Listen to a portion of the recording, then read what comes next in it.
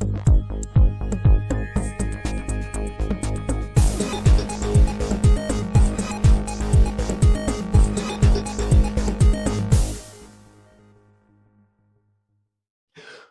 everybody. Welcome to the What the Football Show. You are in the right place. Please come on in, get your comfy chair, get your beverage ready. We got a great show for you today. This is the BH and Scrubber Show, and I happen to be Scrubber. Hey, man, BH here.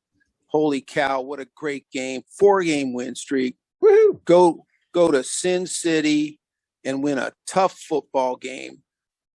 Kudos to the Washington football team, those players and those coaches. Man, they were awesome. So, man, let's get right to it, Scrub. Let's go with the offense, man. What do you think, man? Who are you loving out there for that game?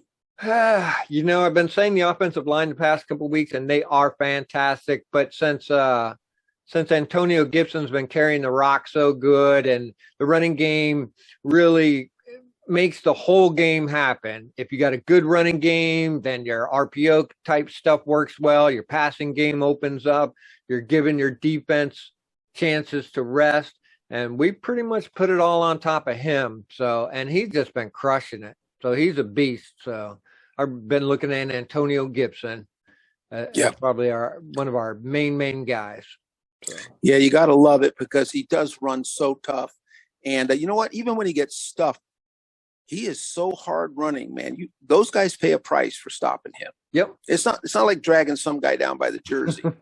You got to go in there and thump that guy, and he doesn't mind. You know what? That guy gets up, he gets stuffed for -1 yard. He just gets up like, okay, no problem.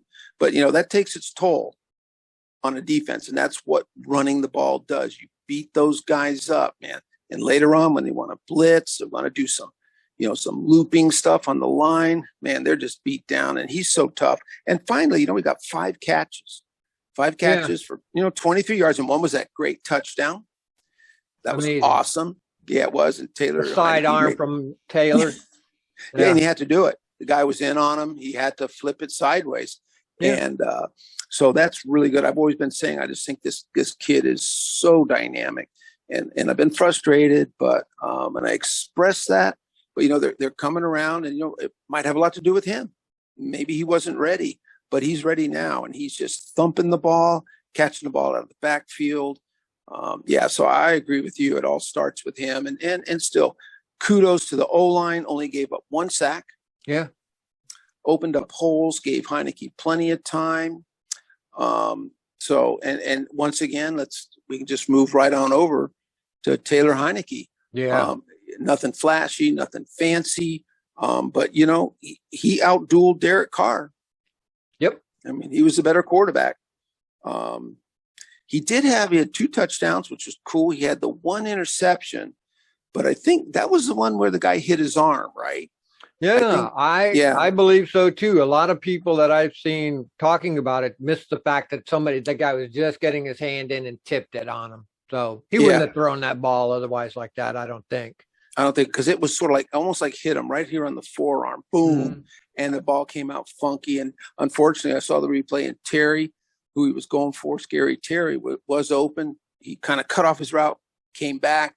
Everything was set. But, unfortunately, and that happens. The other team, that's what the other team's there to do, man. They're there to disrupt and hit people and knock in. So I mean, it wasn't a bad decision. It wasn't a stupid play. It's just one of those things that happens.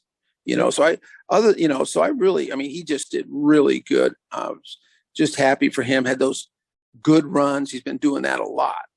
Yeah. He just breaks out with a quick run, 8 yards, 7 yards, whatever it is. And previously, he was taking 2 or 3 sacks before too. So yes. So these runs are helpful when he knows when to run. Yeah. And I think too, maybe he can just, the protection was pretty darn good. Yes, it was. So it's tough. I know they don't want turnovers, and I think sometimes he takes the sack. But I guess at the end of the day, you can take the sack and you can punt it away and get field position. If you throw an interception, bad field position, it's tough, So, I guess he's taking the lesser of 2 evils. But in this game, he was fine. O-line did good. Now we thought Larson, who was active, would be starting, but it was actually Ismail, I guess, played the whole game. The whole game. And incredibly so, dude. I seen some tape on him, and he's just blocking, and his snap is kind of funny looking, especially to the shotgun. So yeah, he just did a great job. Coach talked about him, said he's not as built as a usual center, but he gets to his position and he gets to his assignment on time and does it. And that's what it looked like to me, working with all them other guys. And our front line must be so great because he's our fourth string guy. He's our fourth guy in there, and he just plays like he's been in there the whole time. And I think that speaks to Leno and Lucas and all the other guys on the front line. Flowers. Yeah. Is that they're so steady that you can just bring anybody in, which speaks to coach's scheme. So all of that ties together, both forwards and backwards, with these guys. So it's amazing. It is. And great coaching for our O-line coach, because he was ready. We talked about it last week where Taylor Heinecke said, hey, I've taken snaps from Ismail. That's, they rotate these guys in and out. Mm-hmm.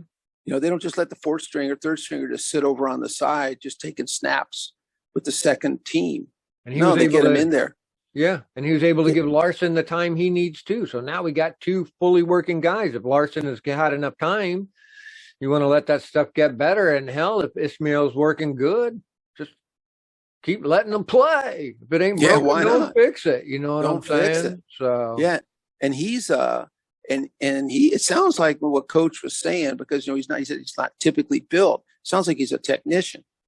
Yes. That he's not just moving people around, but he knows how to seal people off, gets his hands up in the right place, doesn't let guys get on him, and that's really cool. I'm really proud of him, man. A four-string guy out of San Diego State. And to your point, I mean, it's pretty darn good to have Eric Flowers and Brandon Scherf on either side of you.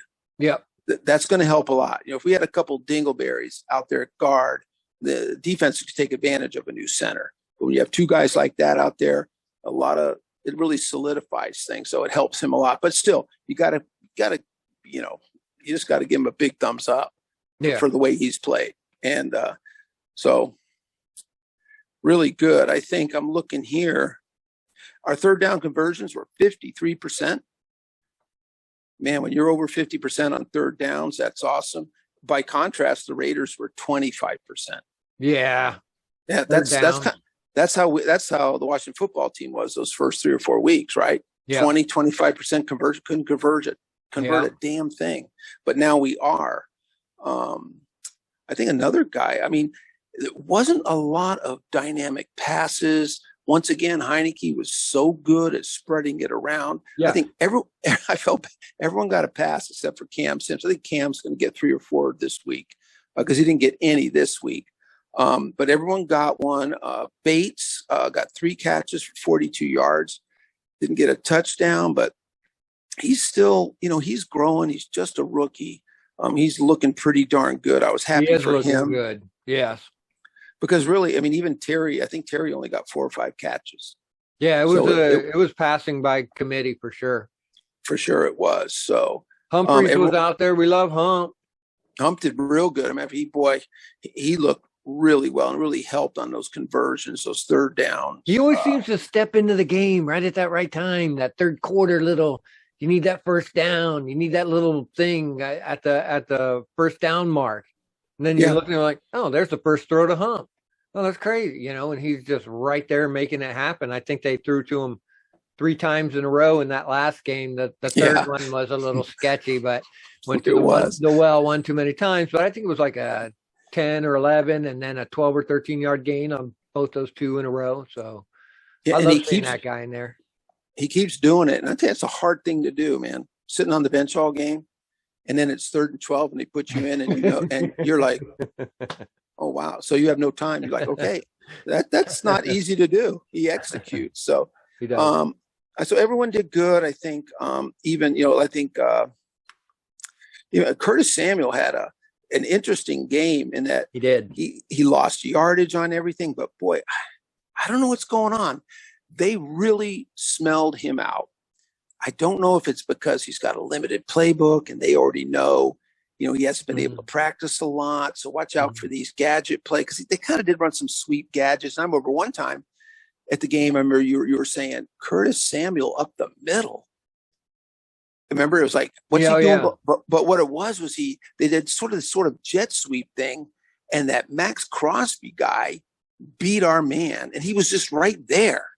And actually, to his credit, instead of Curtis Samuel trying to go wide, and maybe get around him and losing 8 yards, he just turned and went right up the middle.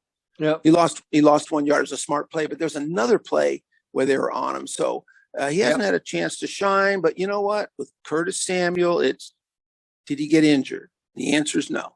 I'm fine with that. He can keep growing. He can keep getting better. We got Diami out there. We got DeAndre out there. I still think, God, I hope it's this year. I mean, I think Curtis Samuel will be the guy we saw in Carolina if he could stay healthy. He's pretty darn dynamic, but it just seems like, man, they had him stuffed every time they tried to get him the ball. That's fine. I think, to his kudos, I think he was the one in the fourth quarter as we were getting down to kick the field goal. He got the 3 yards then, which pushed us up to like the 31-yard line. So he was our last run before that field goal. Yeah. So he got us where we needed to be. Strange play, because he was actually back there with Heinecke.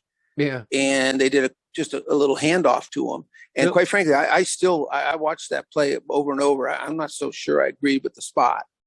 They shorted us, but I don't think Coach Ron was going to challenge it. But it didn't look that great, I thought. But he did a good job. He went right up the middle like he was supposed to. They had a couple of times with wide receivers in the set, right? Yeah.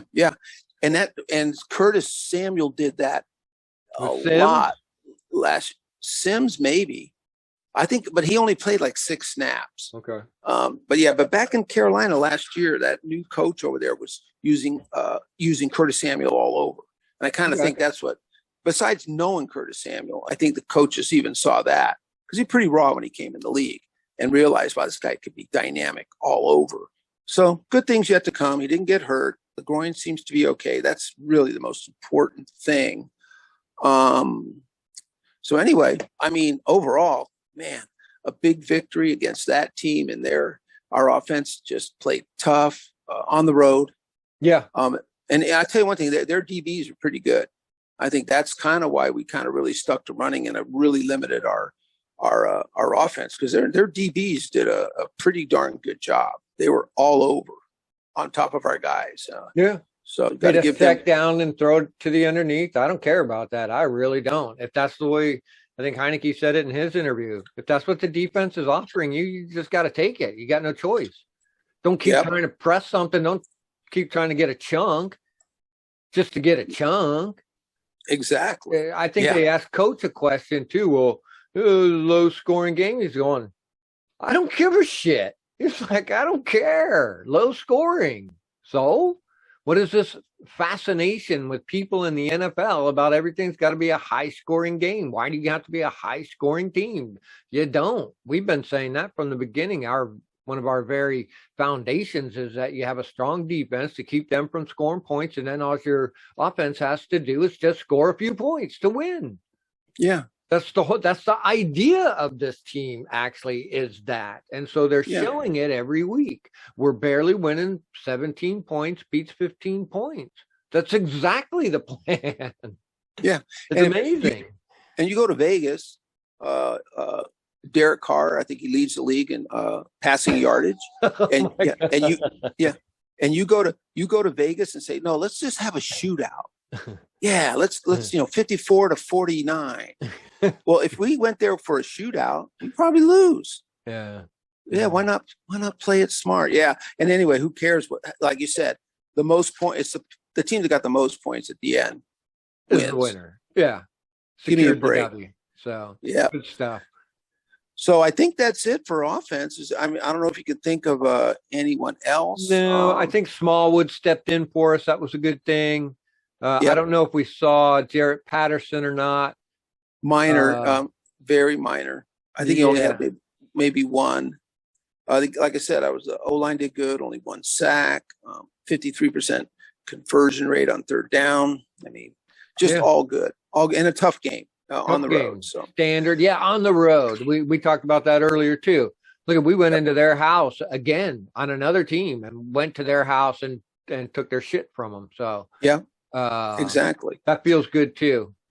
So So the only downside, some of the things to report that are probably everyone pretty much knows, but I mean, we know that Cosby is on IR and he's done for the year. Yeah. And Logan Thomas, they just, even though he didn't have a lot of damage, they don't think anything got torn. There was some bruising and damage to the knee, and they just said, let's not take a chance, put him on IR.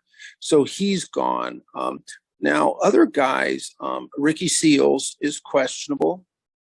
I think they're talking though, like he's going to be back.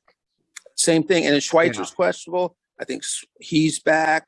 So I mean, I kind of think, I think offensively, I kind of think everyone's going to be there that we need to be. JD McKissick, I think we talked earlier, and he's not on the injury report. Good. He's not on the IR. Right. I just wonder, maybe, there's a weird thing with concussion protocol. Is the injury report separate from that? If you're on concussion protocol, it's like being on the COVID list. You don't end up on the injury report. So there's different plays. You can be on the injury report. You can be a concussion protocol. You can be on the COVID protocol. I see what so you can't be on them at the same time. So let's see. I think he's had enough time now. Let's hope he can come back. Obviously, we want him to be better. We want him to be cleared up, have the docs look him over. And so, but boy, we could sure use him. These Dallas linebackers, they got a great linebacker who can rush the passer. But as far as coverage linebackers, I think JD, if he's healthy, could have his way with those guys. My feeling on that is that if he's not in the injury report, and they had him on concussion last week, and the way everybody talked about him, I think he was just being careful. Sometimes you get your bell rung.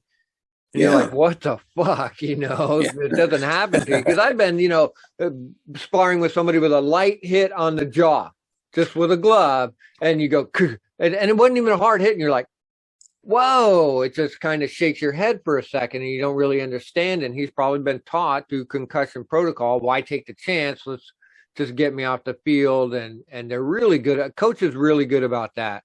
I think what they're doing with Benjamin St-Juste.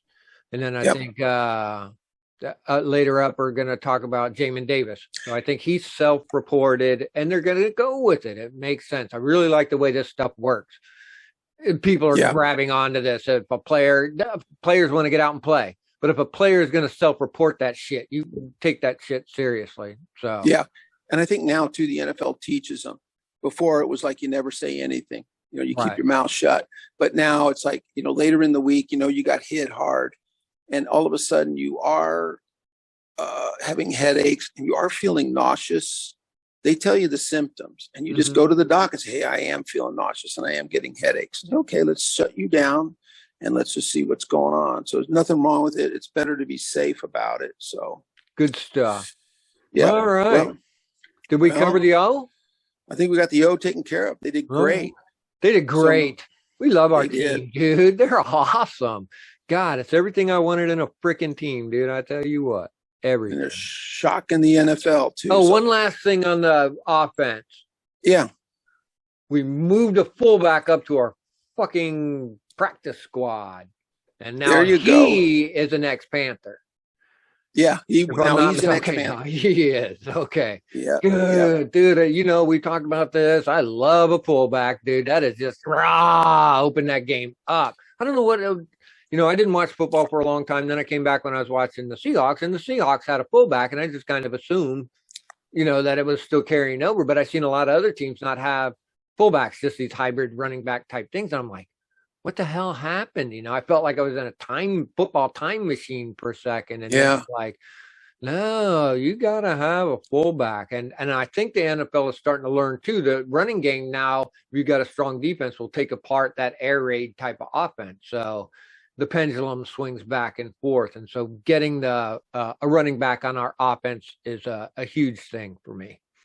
It is. And I think really still and it's been kind of consistent. There's only about 7 to 9 teams using a fullback. I mean, a lot of teams just don't utilize them. I mean, you got guys who might take a big tight end and have him lead block, or you might get a offensive lineman at the goal line and lead block. It's not the same thing. So let's see. They're probably got them on the practice squad, and they're building a repertoire of plays.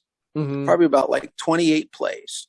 You know, most of them short yardage, but there'll be plays where he can go out and fool everybody and catch a pass. So they're going to probably give him a limited role, but you know, he's going to need reps. The offense is going to need reps with a fullback, because like we said last week, those 3rd and 1s where we got stuffed, I think that really hit them 2 weeks ago, that they need to get a fullback in there. They need someone to lead. We can't be getting stuffed like that anymore. Yeah. I love it, dude. I love it. It just adds to the running game. Fuck yeah, dude. So, it does. All right. So we got a great defense too. I don't know where the hell you want to start there. You can get anywhere you want. They did great. Well, we can just go right back to the defensive line. Once again, we've got our backup defensive ends are in there. They played great, doing what they always do, which is just sort of suffocating. They have this great way of doing that. They did a great job. We were wondering during the game, you know, because we thought, I think it was Jonathan Allen, did he get the sack? And Smith Williams got the sack, because I saw Smith Williams strip the ball, and ended up they gave him each a half. Yeah. So it worked out great. But really, it was Smith Williams really got in there, got his hand on the ball, disrupted it. Jonathan Allen came in and finished it up.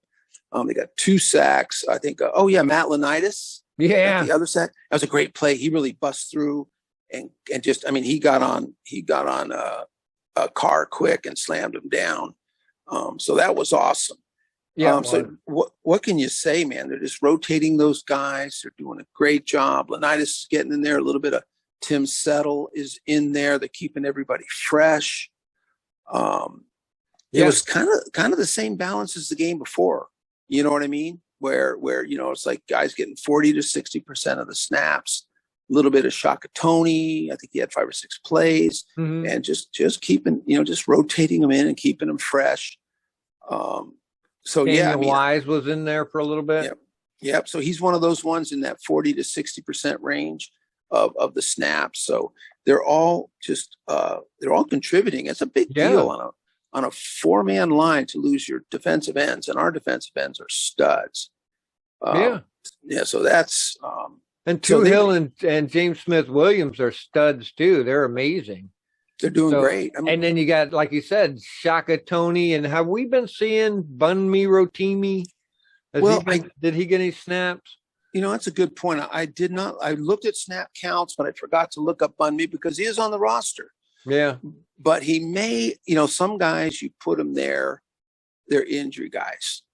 They tell Bunmi, hey, you're suiting up, man, but you're not going to be in the rotation.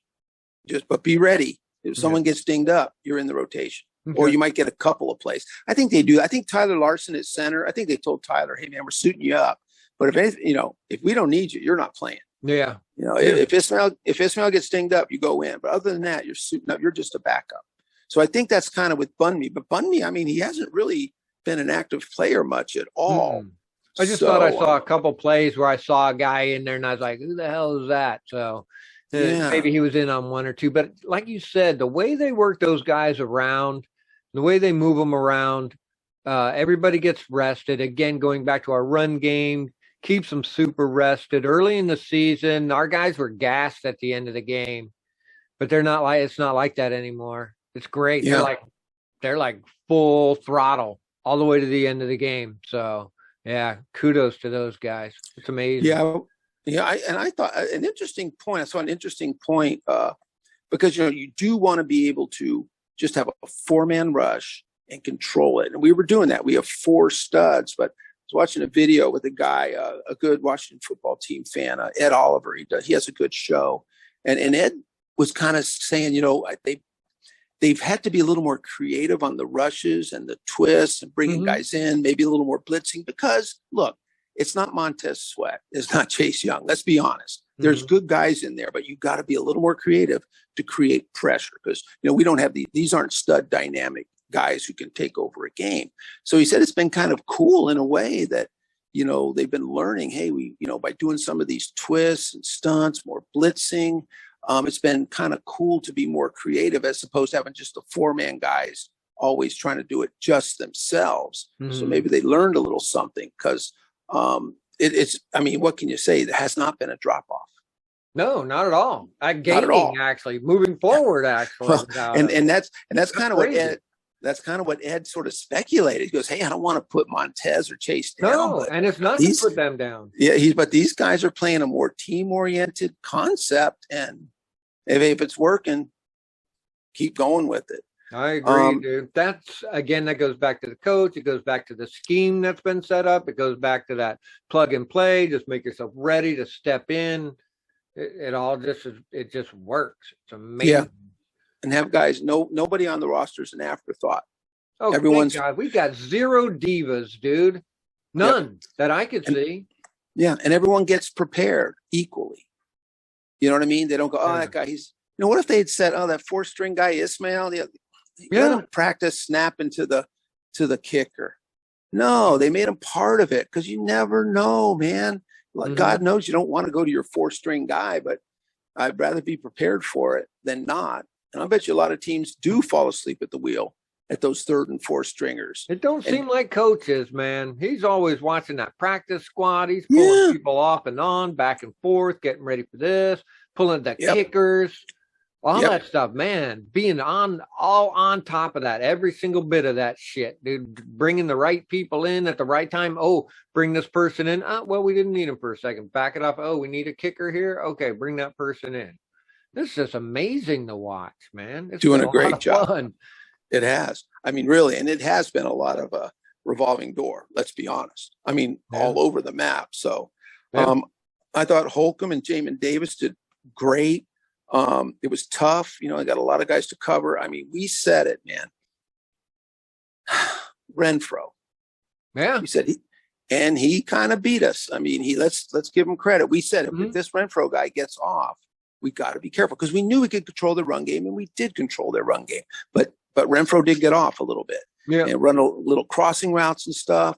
But both Jamin Davis and Holcomb had some great one-on-one pass breakups. Yep. Holcomb at the end zone, right at the goal line. I forget who he was covering. Went up, boom, knocked the ball away. Huge. Yeah. So, I mean, you got to – and the DBs in general just did good. Did you see that play? I saw them all, dog. Which one? Bobby McCain. Coming from way back.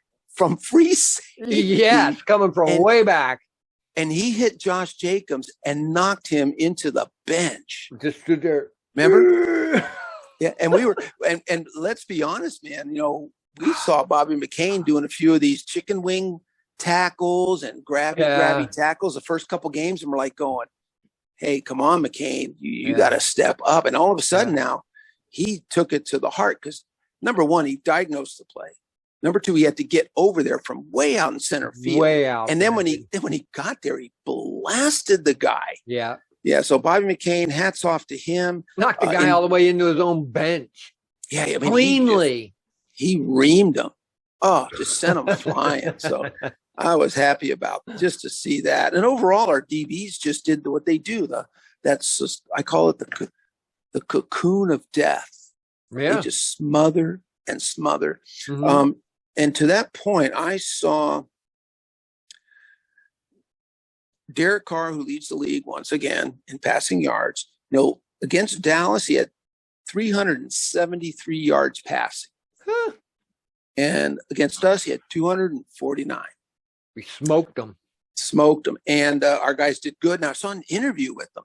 Now, he said something interesting because, you know, they like to move the ball downfield. They like to go deep. And he said, you know, I swear, every time I looked up, I'm looking at my guys, and they always had someone behind me. Yep. There's always someone behind. And he said they really had that deep shell going, always having. And then he said something interesting. He said, that's easy to game plan for. It's just a lot harder to do. You know, quite a compliment for our team. In other words, you game plan to do that, but guys jump the gun. Guys get caught underneath. Guys get caught looking. Right. He kept saying, I kept going back. I'm looking and like, damn it. Yeah. Got him capped. There's a guy there. I'm capped. And he really that was kind of a nice kudo from him for our D to say, hey, these guys, they kept me in check. Pretty frustrated. You could tell he was getting frustrated. So, yeah, DB stayed on top, kept this guy down to 249 yards, got a couple sacks. I mean, DeShazer Everett was out there busting heads. Yeah, DeShazer. Cameron Curl was out there busting heads. Cam's always playing good. Cam is like right across the board. I was looking at his Pro Football Focus. He has the same score: pass rush, coverage, run game, overall. He's got this 74. I've never seen a guy so consistent as Cam Curl. Some guys always drop off in their coverage or drop off in their pass rush. Mm-hmm. That guy is Mr. Consistency. He's everywhere. He is, and that's what you want for the Washington football team. So he was great. You had DeShazer. Oh my God! Oh, he knocked. I don't think he meant to hurt him, but he knocked Kenyon Drake out of that game, and he came in like a missile. Yep.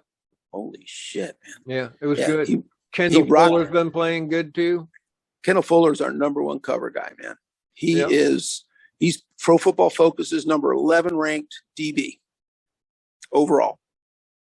And that's pretty damn good, man. Yeah. I mean, he's up. They got him ranked up there with the big boys, and he's proven it.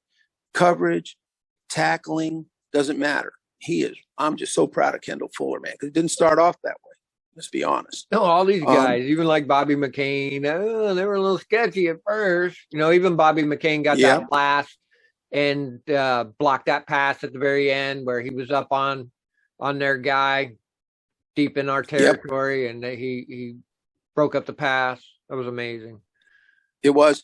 Even William Jackson been kind of quiet, but that's good. That's good. Because there were some, before he went out with the injury, he missed a couple games. And William Jackson was a little, he was just not doing good things. He was getting burned and flags. It just seemed like flags. He didn't look like he was getting it. Yeah, flags. He got flagged almost every game for a while. Oh, yeah. There. And then he got burned on a one-on-one with some team. I forget who, a third string guy.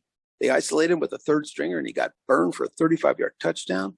That made me start to scratch my head like, oh, man. But off a couple weeks, got healthy. He's come back. And let's face it, nothing bad. No, has he had a penalty in the last 4 games? Like you said, you don't even hear his freaking name, except for that interception that he got. Well, there you go. So he's just been awesome. So, so anyway, I think, we've just, I think they've just done so good. I'm so glad because we've got a big game against Dallas with a lot of good receivers. So it's nice to see our DBs and our linebackers working together. So, if we covered all the positive things and all the good things. Yeah, I think we covered our linebackers are just solid, except for we're going to get to the report now. So we might as well. Yeah, we covered everybody. We love our defense. We ask so much of our defense. You'll hear it when we're doing the show. You'll hear me say it every time. Well, here we go again. We're asking our defense one more time. You guys got to do this, and they've been winning the games for us too. I know last week was the field goal, which was good, but I think for a couple weeks before that, we clammed up on Cam Newton, for the sack at the end of the game, and then we blocked that 2-point conversion. I think it was that against the Seahawks or whatever that was. And then we stopped the 2-point conversion against the Raiders. The Raiders, that's right. Kendall Fuller got that one. That's right. He got that one, and then we frustrated the hell out of Tom Brady. Yep. So good things. So let's get down to it. I think now, unfortunately, Montez Sweat might have been coming back. His jaw was getting healed. Now, unfortunately, he got COVID. So he's for sure out of this game. Let's hope there's sort of this 10-day window if you haven't been vaccinated. But all he has to do is not show any symptoms and get a couple of these consecutive tests. So we know he's out this week, which is kind of a drag because we were hoping he'd come back. But you know what? If he comes back COVID-free and his jaw's fine in 2 weeks, I'm good with that. I can live it because, like you said, we've been talking about. We got guys that are filling in. I'm not even fucking worried about if he didn't come back for 4 weeks or whatever. Our guys are covering it. I'm not worried about that shit at all. So he's just like, he's like just icing on the cake. If he comes back, it's awesome, but it's not like we're dying for him. Exactly. Now, let's see. Well, Kaliki Hudson got hurt. Now he is on IR. But Yeah. I I think didn't it's going even to hear be about anything like that. that was last minute. Yeah, but I think it's that 3-week one. So he'll be back for towards the end of the season or the playoffs. So let's hope there. Now we know that. Then the other thing is Jamin Davis. I think it was either late yesterday or early this morning. Was having some concussion symptoms. He reported them, so he's in the protocol. So let's see. So now you got with Kaliki out and him out. Yeah, that's brutal. Yeah. Hopefully, now we talk about Landon Collins is questionable, but a lot of people feel like Landon's coming back. But you just want to make sure he's 100%. You want to bring him back if he's not. So, but we're a little thin at linebacker. We got David Mayo who can come in and play. He can fill in.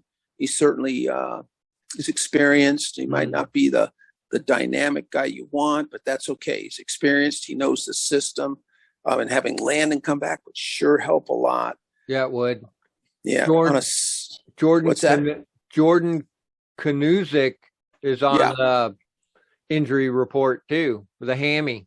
So it just says limited play for now. So yeah, he's a guy that you would want to have. I mean, I don't know that he would be playing because he's a big special teams guy, but at some point you got to have some guys suit up. Yeah. So they did bring up a guy, Miko Eifler.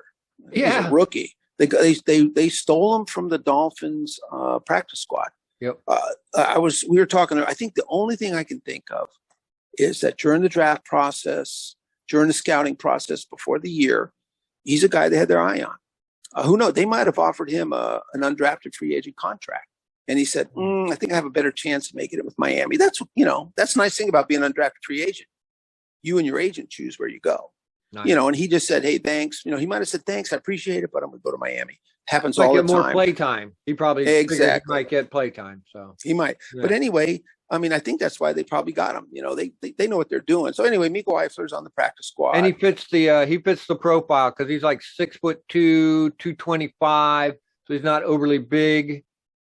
More like a coverage linebacker. Yeah, fits that Jamin Davis kind of profile. Exactly. So that's the guy that get in. So anyway, let's. There are some issues. It's only Wednesday. Obviously, we'll know a lot more on Friday. So let's hope these guys can come back. Especially Landon would be helpful. That would be the biggest help. Yeah, if Jamin could clear concussion protocol and be fine, and Landon is ready to go, that would be huge for this team. So yeah. So anyway, a little bit of bad news, but I think they're going to work their way through it. Yep. But let's see. So hey, special teams. Man, we were a little hard on special teams last week. We were. Well, they semi-deserved it. Yep.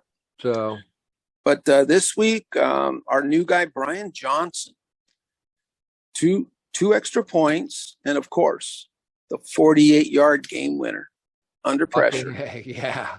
On the road, you're a rook. You're on your new team. I mean, some people. There was Jonathan Allen said, to be honest with you, I didn't even know the punter's name. Yeah. I mean, I didn't know who he was. And why would they? They just brought him in. Holy Christ. Yeah. Yeah, man. They're over there working out with the defenders, watching film. He's over there practicing punting, kicking, whatever. So, and of course, Tressway, the machine Tress, 4 punts, 3 inside the 20. 3 inside the 20, baby. He's like clockwork. He's amazing. Love Tressway. He's really just 100% all the time, does everything the right way. I love that guy. Yeah. So, so I don't think we very limited kick returns and punt returns. It was just that kind of game. It's tight, 17-15. But there's no fumbles, there's no bobbles. Well, DeAndre did fucking drop it on the ground and pick it up. So that's true. That's true. The fumble, man. I remember it came up as a fumble on the broadcast. Yeah, and I don't know if it was a fumble. It could just be a miss. It's not a fumble. I think they call that a muff. Okay. Technically. So our boys at Yahoo need to clean up their act. So gave us but that worried me a little bit because he bobbled that punt from the week before too. So that's 2 weeks in a row. I mean, your radar should be up anyways. No doubt. I feel it might be from working him too much. Yeah, he is. He's strictly a returner. Now all of a sudden he's playing 40 to 60% of the snaps at wide receiver.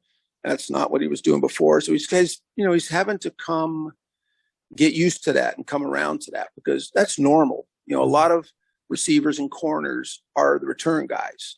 But for him, he's just not used to it. He was just strictly the return guy, but injuries forced him out there. But yeah, he's still one of our favorites, though, man. No, he is definitely. I'm just saying that's just ticked up on my radar. I can't ignore it. So, oh yeah, without a doubt. So, yeah, we love DeAndre. He's such a dynamic player, and I really do hope that they get him back to just doing that, and they can use him on offense too. I'm sure he's the type of guy that wants to be in on every freaking down. So I don't blame him for that, but I'd like to see him just be more specialized in just running back the ball. Yeah. So. I mean, it'd be great, because we could just get Sims and Curtis Samuel and Diami Brown over on the other side, kicking it and killing it. Exactly. That'd be fine by us. That's what we want. Everybody doing their own job. We don't need anybody doing extra. That's not what this team is about. So. Yep. All right. Well, going from there, I guess we got to give our special teams coach a B+, doing a good job. They were a little bit down last week, and really everyone on the coaching staff from a B+ to an A. I mean, they really have. I mean, with all the injuries, a road trip, everything going on, they've just held together so well. Haven't let things fall apart, even though things were rough. Yeah. And they're really managing these guys. It's just a beautiful thing. It was a short week. Yeah. Good point. Short week and then a road game. Yeah, that's true. And you know what I saw, man? This will blow your mind. I saw Jack Del Rio with the defense around him on the sideline. No way. Yes. God, I wish. As soon as I find some more, I'm going to send you the video, and I'll give you the timestamp. Yeah, I'm going to need to see it. Yeah, you'll fall over, man. And he was out there just talking to him, and they're kind of too deep. I think they had 5 guys in front, 4 in the back. He wanted the whole deep, and he was like doing this. We're going to do, and he was not yelling, not screaming, just like going over things, looking at each guy, saying, "This is how we're going to play." And that was sort of early in the year when things were falling apart. We kind of saw Jack Del Rio on the sideline and didn't seem to be bothered, didn't seem to care, wasn't like working guys over a little bit.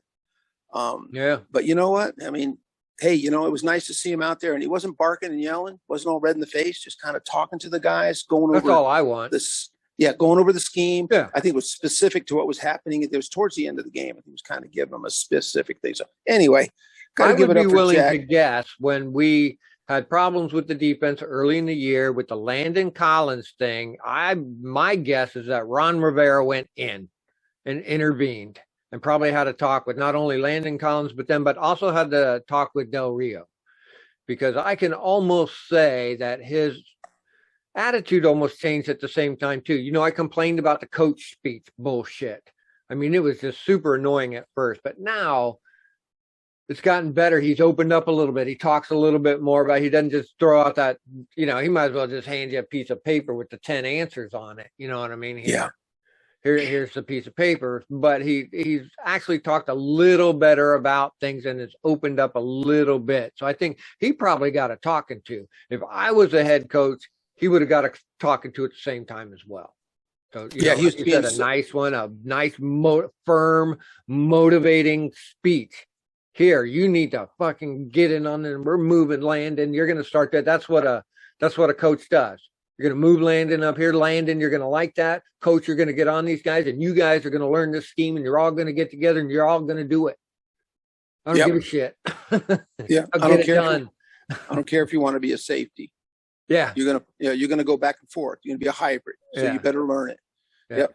So and you're right, man, because Coach Del Rio's been a little bit more gregarious, a little more open. He's still got that kind of, tight feel, but before it was so generic, it was annoying as hell. Yeah.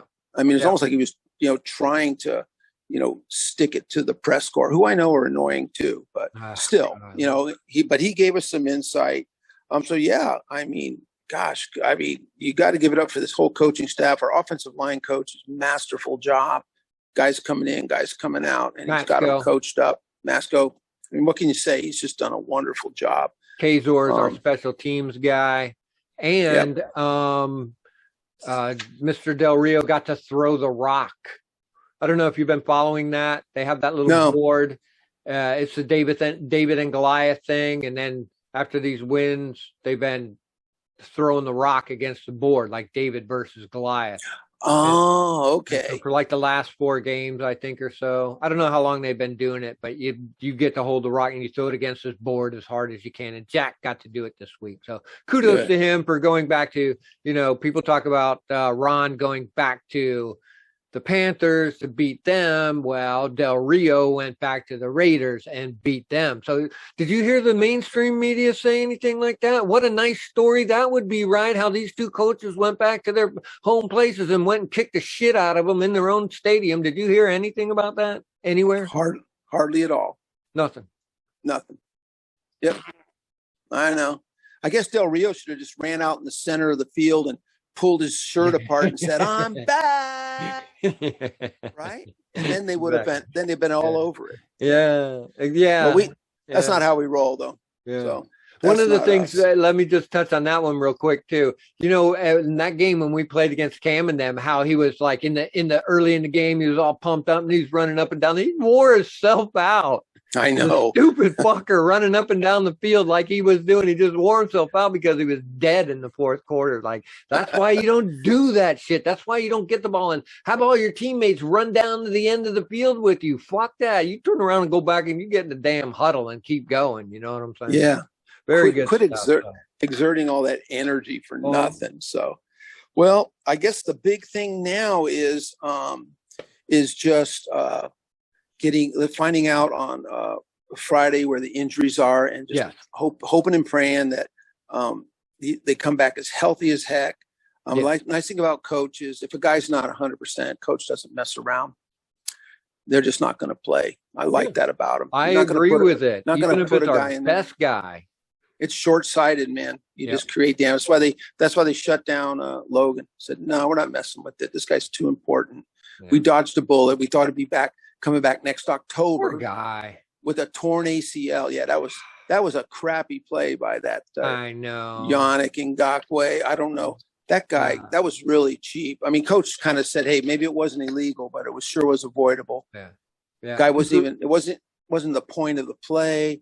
Yeah. Gibson had already gone up the middle. I don't know. And when a coach talks like that and it seems real calm and serene and stuff, that's him screaming at you, or else he wouldn't have said anything. Exactly. So, I mean, that's as loud as they can yell. Yeah, but you got to amplify what he just said there with "fuck you" and all kinds of stuff in it. Yeah, exactly. He was mad, and he was, and for good reason. It was a cheap play. It was a Logan stupid Thomas play. Must be tired of rehabbing too, man. I would just get him. Just don't worry about it too. Just get healthy. Yeah. But but now he can come back for training camp, and he's ready. Yeah. Not because torn ACL. Yeah, you're lucky at that late time in the season. You're probably, you're lucky if you're coming back on October 1st the next year, which would be a real drag.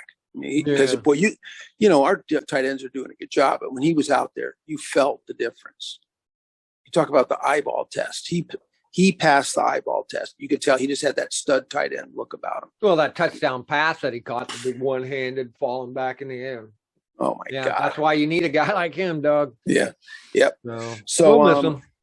Yeah, we will, and we need all hands on deck because this Sunday, our hated rival, Dallas Cowboys in DC, and everyone I've seen 150 picks got the Cowboys winning. Of course, that's not shocking. That's just par for the course. Yep. There's a pretty good team, got a dynamic offense, lots of good receivers, a solid tight end, darn good passer in Dak Prescott. But you know what? We've come up against these offenses before and done really well. We did a really good job, believe it. And we lost against Green Bay, but if you look at the stats, stuffed their run and held Aaron Rodgers to under 250 yards. Mm-hmm. We held Tom Brady and all those weapons, Cam Newton, all those, Cam Newton with CMC, all those guys. Russell Wilson with DK and Lockett. Exactly. So, this is just another challenge, but they're not that great. But, hey, they're pretty good. got a lot of good receivers. Like I said, tight end. So that's going to be a real challenge. Our DBs are super healthy and are playing super good. So I expect to see the same thing where they just stay on these guys, confuse Prescott, and we get pressure on them. And they should be able to get pressure because their front line is like a sieve, from what I understand. Yeah, they're not doing as well as they used to. It's kind of surprising how they've kind of fallen. They're not bad, only middle of the pack. But they were top 4 for years, so they're having issues. We should be able to stop their run. I mean, the guy that scares me is Pollard. Yeah, not Ezekiel Elliott. Now on that front, Pollard's dinged up. He didn't practice. I have a feeling he'll be playing. But hey now. Yeah, they got him on here for a foot, did not participate. So Ezekiel's still on there, but he's got full play by Ezekiel. But they're going to say that anyway. So, but your foot again, that's a problem. So it is a problem. I think he's a guy that scares me more than Zeke. Yeah. I mean, I'm being really honest here. If you said, okay, only Zeke can play or only Pollard can play, I said, yeah, man, I'll take Zeke any day. He's just looking a little pedestrian, and we have been great against the run. Yeah. So I think that's we'll do our usual thing. We'll stuff their run. We'll force them to pass. Now, they like to pass, so that's not that big a deal. But it's nice to make a team one-dimensional. That really helps your team, and that's what we kind of do. We stuff their run. We make them throw the ball. I think the Cowboys are another team that you could look at. In the aggregate, they look good. But in the last 4 games, what do they look like? Yeah. Dak has gone downhill. You know, their running game is practically turned off. Their front line is like a sieve. They did have a lot of injuries, and their guys are coming back. So on their defense are coming back. So they might stiffen up there. They might. I think their DBs, they got, a really solid DB. I forget his name. Diggs, Quadre Diggs. He is really, really good. The rest are okay. So it's not like they've got a lot of good DBs. They got their pass rush specialist back last week. I forget his name. Micah Parsons is their one guy, and then Gregory is another one. Yep, you got to watch them. They do really well, but that's what's great for us is we run the ball. So you just neutralize those guys. You just run at them and you run at them and you run at them. Don't give them a chance to get off on you and beat them up. So later on in the game, they're not all that ready to blitz and pass rush and be doing all that stuff. So it kind of that it's incumbent on the running game to really, because that's what Parsons does, man. He lines up on the outside, he moves around, and he's something else rushing the passer. But if we're running the ball, we can eliminate that. Yep. So that'll be the challenge. I think it's great that we're playing at home. Yes. So I think that's a great thing. So yeah, it's going to be interesting to see these injuries. That's going to be a big deal. We'll know that when we do the live cast.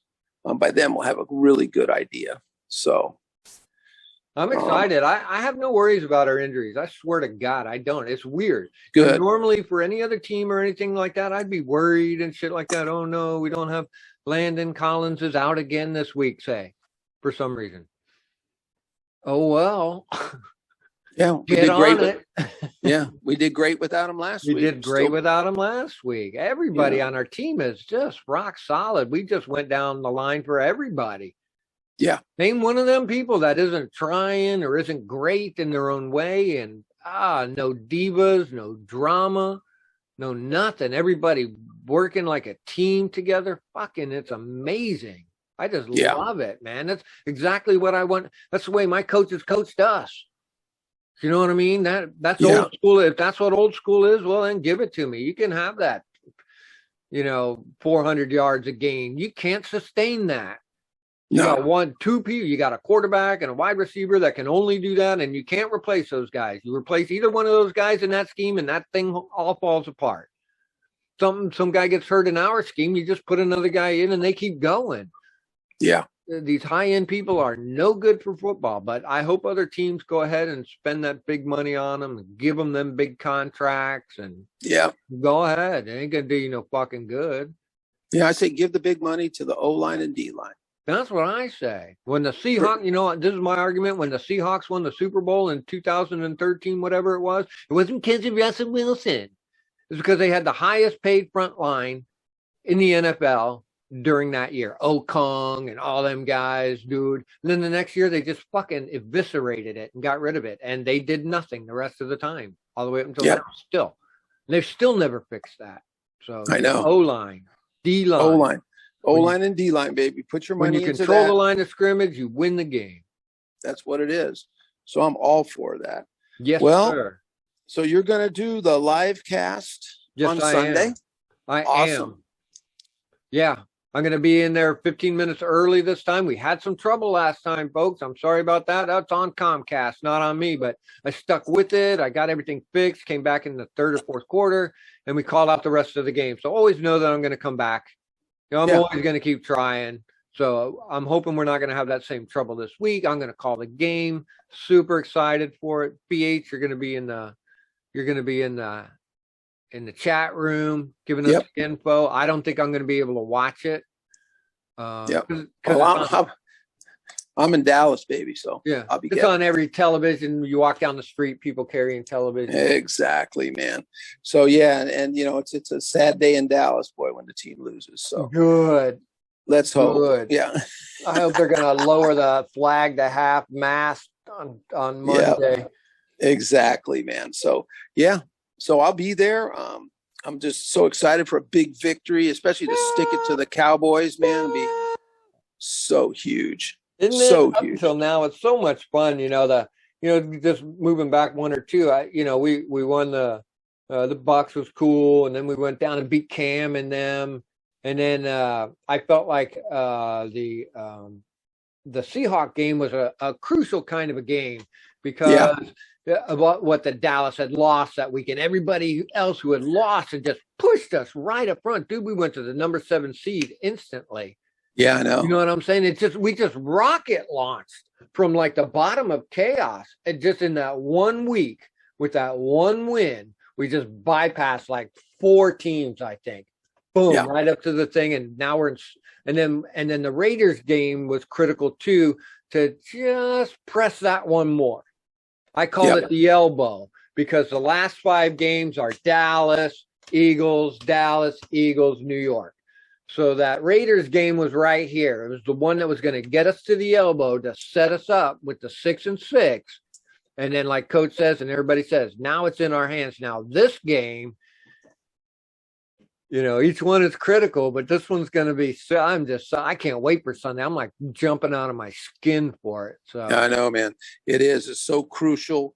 I'm pumped up for it. A victory would mean so much. Yes, it would. Really set the tone going for those last 4 games.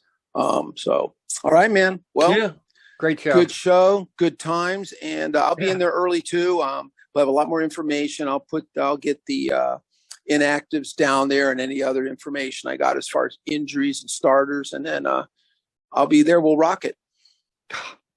It's so much fun.